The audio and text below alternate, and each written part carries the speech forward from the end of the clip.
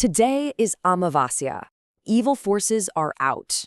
If someone told you that in the dead of night, standing outside a completely desolate railway station, would you turn back or would you push forward, chasing the thrill of the unknown? That chilling warning is the exact tipping point of the fascinating narrative we're breaking down today. Welcome to this explainer. I'm so thrilled you're here. Today we're unpacking a classic, deeply atmospheric clash between urban arrogance and rural folklore, sourced directly from the tale of The Curse of the Haveli. Okay, let's dive right into this. We're going to systematically look at how a totally innocent quest for adventure spirals completely out of control, step by step.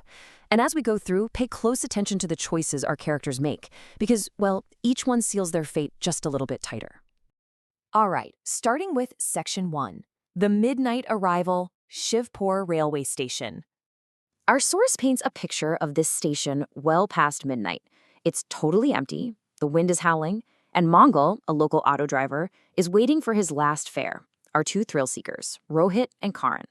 Now notice the specific timing here. It isn't just any ordinary night. Mongol explicitly warns them that it's Amavasya. For those who might not know, Amavasya is the night of the new moon, complete pitch-black darkness.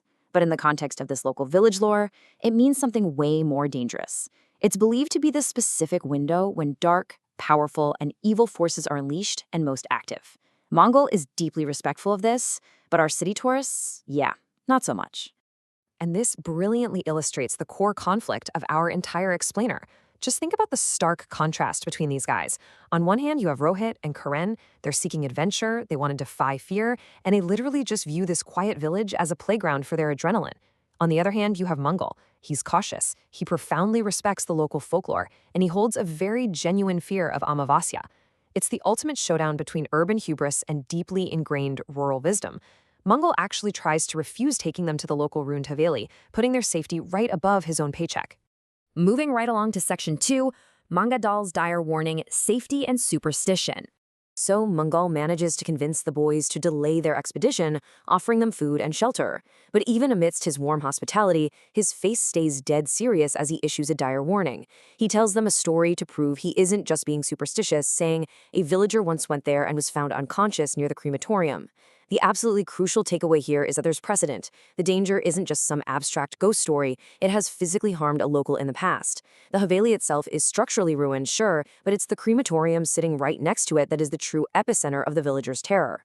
Though, as you might guess, to Rohit and Karan, this just sounds like an invitation for a better adventure. Seeing that there is absolutely no way he's going to extinguish their stubborn curiosity, Mongol finally caves the next day. But he lays down 3 strict survival rules. First, they can visit the Haveli. Second, under no circumstances are they to step toward the crematorium. And third, actually, this one is incredibly specific and creepy. Do not look back if you hear a scream, a cry, or someone calling for help. You guys, these aren't just polite suggestions. They are literal survival instructions. Mongol is basically setting a countdown timer to disaster for our thrill seekers. Which brings us to Section 3, the Cursed Mansion, a descent into the unknown. The next afternoon, Mongol drops them near the ruins, and you can just feel his unease radiating as he leaves them completely alone.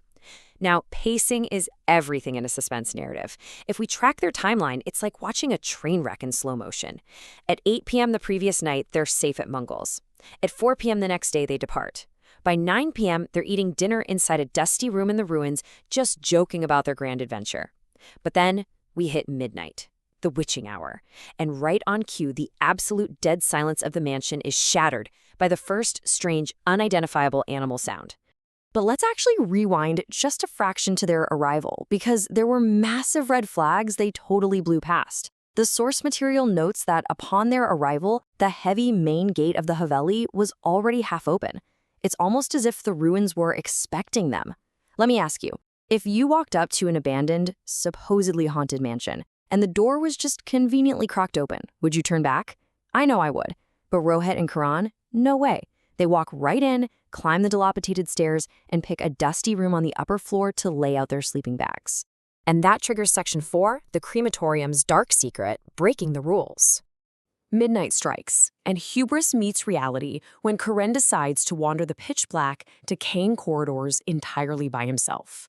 As he wanders, the sensory details really heighten the tension.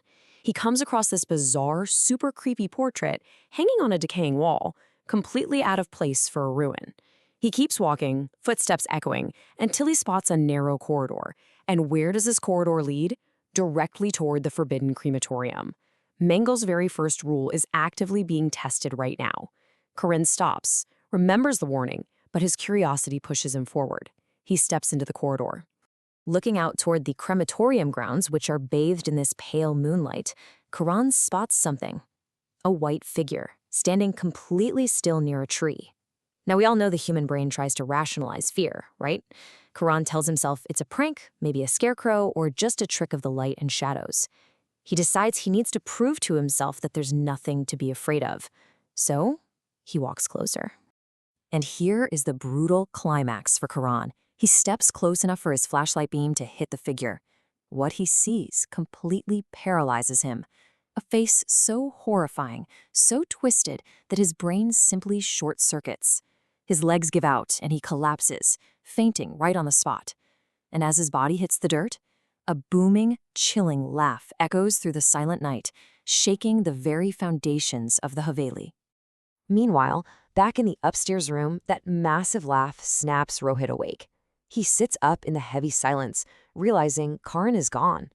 He wanders out, shouting, "Karan, where are you? Stop joking." He's frantic. He searches the stairs, the empty rooms, nothing. And then, cutting straight through the dead air, he hears a piercing, agonized scream. And yep, you guessed it, it's coming directly from the crematorium. The dominoes are fully falling now. Rohit completely abandons Mongol's warnings. He breaks the rules. Hearing the scream, he runs straight into the crematorium grounds. He finds Karan lying there, completely unresponsive in the dirt. Rohit is terrified, but he still thinks or hopes it might be some elaborate prank. He bends down, shaking his friend, demanding that he wake up and stop playing games. But, guys, the game is over. As Rohit is shaking his friend, he hears that exact same horrifying laugh, but this time it's directly behind him. He breaks the final, most specific rule. He turns around.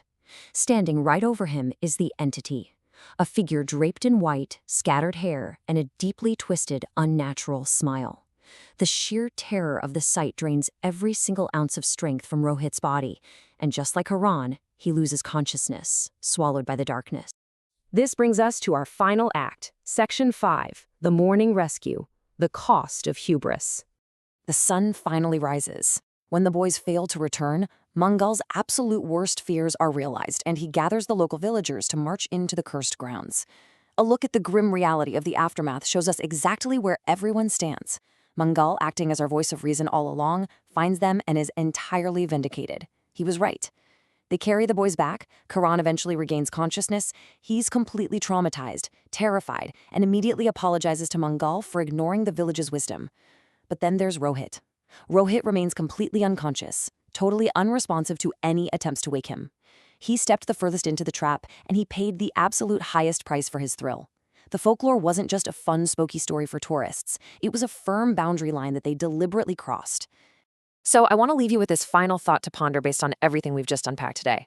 The next time you travel and a cautious local warns you not to cross a certain line, not to visit a certain place, will you listen to their deeply rooted wisdom? Or will your curiosity take over, pushing you to seek that ultimate thrill? Thank you so much for walking through this explainer with me. Stay curious, but remember, sometimes the warnings are there for a very good reason.